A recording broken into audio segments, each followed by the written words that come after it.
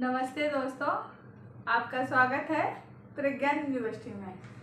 जैसा कि आज हमारा टॉपिक है हिंद महासागर की जलधाराएं। जलधारा हिंद महासागर की पढ़ेंगे। हिंद महासागर की एक मूल विशेषता है, अनूठी विशेषता है कि ये अटलांटिक महासागर और प्रशांत महासागर की जो जलधारा हैं उनके विपरीत प्रतिरूप या विपरीत संरचना या जलधाराओं का प्रवाह क्षेत्र देखने को मिलता है। इसका मूल कारण है कि हिंद महासागर के उत्तर में स्थलखंड का क्षेत्र अवस्थित है। इस वजह से हिंद महासागर के जो उत्तरी हिंद महासागर है वहाँ पर ग्रीष्म काल में जलधाराओं का प्रभाव अलग होता है और शीतकाल में जलधाराओं का प्रभाव अलग देखने को मिलता है। अब इस प्रकार से सबसे पहले पढ़ेंगे गर्म जलधारा और ठंडी जलधाराओं का प्रवाह क्षेत्र किस प्रकार से होता है। ठंडी जलधारा जो होती है वो ध्रुवों से लेकर भूमध्य रेखा की ओर या विषुवत रेखा की ओर प्रवाहित होती है। इस वजह से ये तटीय क्षेत्रों के तापमान को कम करती है और तटीय क्षेत्रों में मरुस्थल का भी निर्माण करती है। इसी प्रकार से देखेंगे कि गर्म जलधारा जो है वो विषुवत रेखा से प्रवाहित होकर ध्रुवों की ओर जाती है, जिस वजह से तटीय क्षेत्र का तापमान अधिक होता है और वर्षा की संभावना अधिक होती है। ऐसा कह सकते हैं गर्म जलधारा जो होती है वर्षा कराने में सहायक होती है। अब हम पढ़ेंगे कि हिंद महासागर का जो दक्षिणी हिंद महासागर है उसमें जलधाराओं का प्रतिरूप किस प्रकार से होता है। अब हम देखेंगे कि जो दक्षिण हिंद महासागर है उसका जो विषुवतीय जलधाराएं जो होती है वो दो रूपों में या दो शाखाओं में बढ़ जाती है। उसकी जो दक्षिणी शाखा है वो दक्षिणी विषुवतीय जलधारा के रूप में पूरब से लेकर पश्चिम दिशा में प्रवाहित होती है। प्रवाहित होने पर अफ्रीका के जो पूर्वी तट होता है पूर्वी तट से टकराकर ये दक्षिण दिशा में मुड़ती है और दक्षिण दिशा में ये दो शाखाओं में या दो जलधाराओं में बढ़ जाती है। इसकी जो पूर्वी जलधारा है वो मेडागास्कर की जलधारा है, ये मूलतः गर्म जलधारा है। इसी प्रकार से इसकी जो दक्षिणी विषुवतीय जलधारा की जो दूसरी शाखा है या पश्चिमी जलधारा कह सकते हैं, ये मोजाम्बिक जलधारा के रूप में जानी जाती है, ये भी गर्म जलधारा है। इसी प्रकार से ये दोनों जलधाराएं अफ्रीका के दक्षिणतम तट पर दोनों जलधारा संयुक्त होती है, मिल जाती हैं।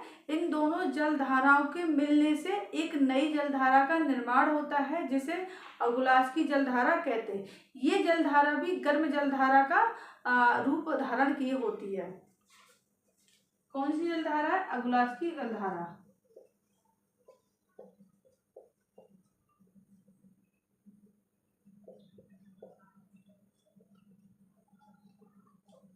इसी प्रकार से जो दक्षिण हिंद महासागर है इसके दक्षिण में पछुआ पवनों के प्रभाव में एक ट्रप्त का प्रवाहित होता है जो कि पश्चिम से पूरब दिशा में प्रवाहित होता है। ये निरंतर देखने को मिलता है। इसकी गति जो है तीव्र होती है और ये ठंडे रूप का धारण किए होती है। इसी प्रकार से जो पछुआ ठंडी प्रवाह जो जलधारा है ये ऑस्ट्रेलिया के पश्चिमी तट की ओर मुड़ जाती है। इस वजह से इस जलधारा का एक नया रूप सामने आता है जिसे पश्चिमी ऑस्ट्रेलियाई जलधारा कहते हैं। ये जलधारा ठंडी रूप में पाई जाती है। इस कारण से ऑस्ट्रेलिया के पश्चिमी भाग में ज़्यादातर मरुस्थलों का निर्माण हुआ, जैसे विक्टोरिया मरुस्थल भी इसी पश्चिमी भाग में देखने को मिलता है। ये जो जलधारा है ये पश्चिमी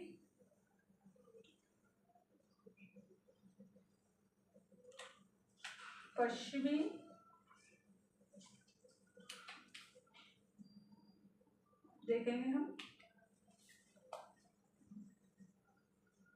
पश्चिमी ऑस्ट्रेलियाई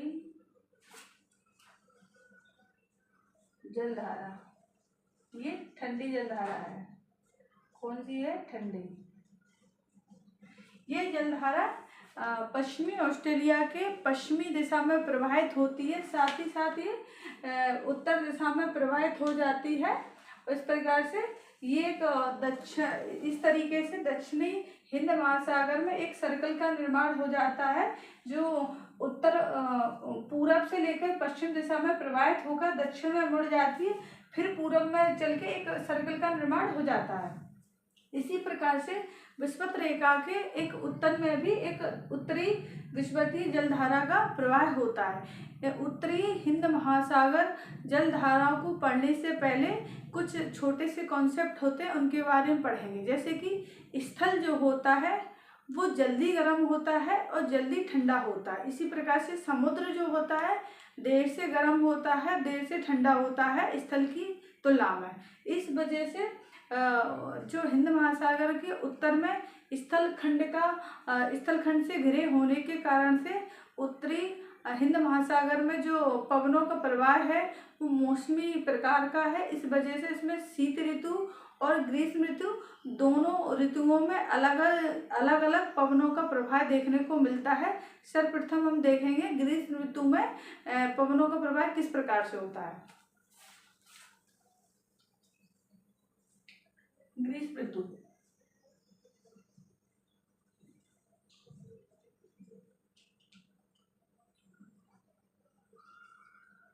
ग्रीष्म ऋतु जो होती है वो 6 माह तक मानसूनी पवनों को प्रभावित होती है। इसमें पवनों का जो प्रवाह होता है वो समुद्र से स्थल की ओर होता है। कहाँ होता है? स्थल से 6 माह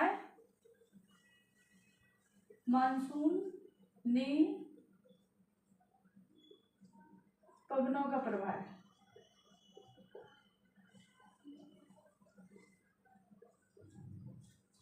पवन चलती है समुद्र से स्थल की ओर।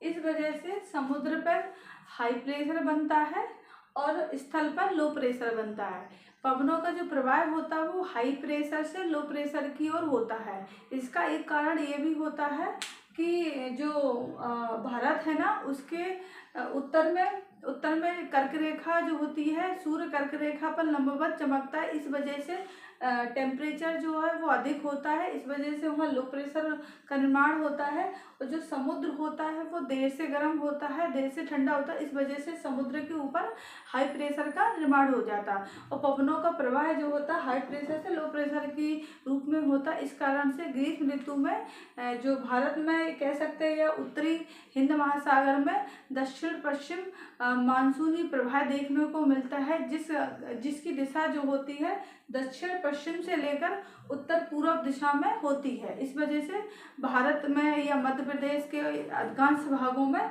दक्षिण पश्चिम मानसून से वर्षा होती है। इसकी जो दिशा होती है इस तरीके से होती है।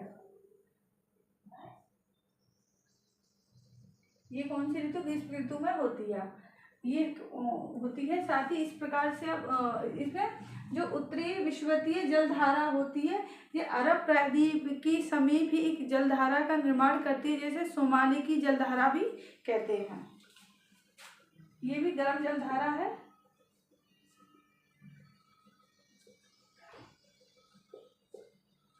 ये गर्म जलधारा है।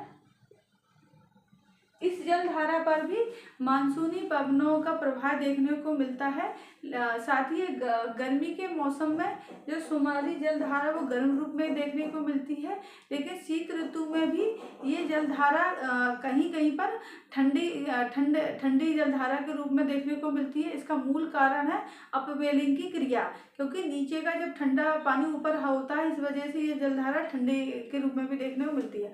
अब हम देखेंगे कि शीत ऋतु में उत्तरी हिंद महासागर में पवनों का प्रवाह किस तरीके से होता है।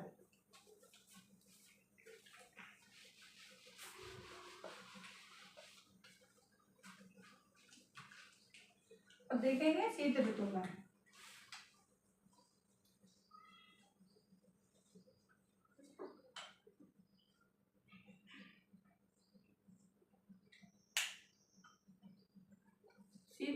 जो है ये भी जो पवनों का प्रवाह है 6 महीने में देखने को मिलता है। साथ ही इसमें जो पवनों का प्रवाह होता है स्थल से समुद्र की ओर देखने को मिलता है। कहाँ? 6 माह तक प्रवाह, 6 माह तक मानसूनी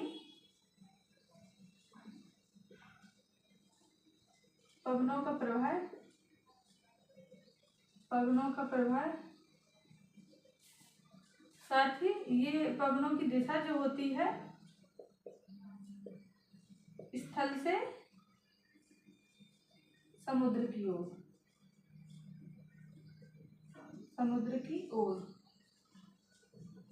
इसका जो मूल कारण होता है सूर्य की स्थिति। सूर्य जो होता है शीतकाल में मकर रेखा की ओर लंबवत चमकता है। इस वजह से भारत के उत्तर दिशा में जो होता है शीत ऋतु होती है, टेम्परेचर कम होता है। इस वजह से वहाँ हाई प्रेशर का निर्माण होता है। शीत ऋतु में हाई प्रेशर का निर्माण होता है और जो होता है समुद्र पर लो प्रेशर का निर्माण होता है, क्योंकि इसका मूल कारण क्या है? जो समुद्र होता है देर से गर्म होता है, देर से ठंडा होता है। मकर रेखा पर सूर्य की स्थिति होने के कारण से जो समुद्र होता है उस पर टेम्परेचर ज़्यादा होता है। इस वजह से वो देर में गर्म ठंडा होता है। इस वजह से लो प्रेशर का निर्माण बना रहता है। लो प्रेशर, ये शीत ऋतु की स्थिति है, ये ग्रीष्म ऋतु की स्थिति है। और जो मानसूनी पवनों का जो प्रवाह होता है वो उत्तर पूरब दिशा से लेकर दक्षिण पश्चिम दिशा में होता है। पवनों का जो प्रवाह होता है इस तरीके से होता है।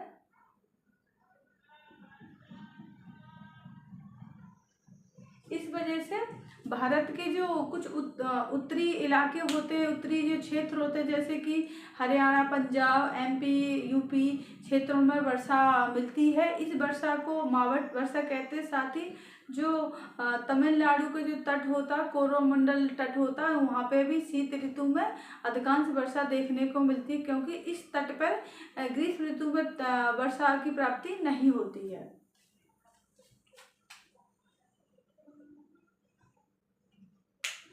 ये कौन से वर्षा थे? उत्तर पूर्वी वर्षा थी। उत्तर पूर्वीय मानसून, और ये थी दक्षिण पूर्वी मानसून, दक्षिण पश्चिम मानसून। इस प्रकार से हमने देखा कि उत्तर हिंद महासागर में शीत ऋतु और ग्रीष्म ऋतु में अलग अलग मानसूनी पवनों का प्रवाह होता है, जिनका अधिकांश जो प्रवाह होता है वो भारत में देखने को मिलता है।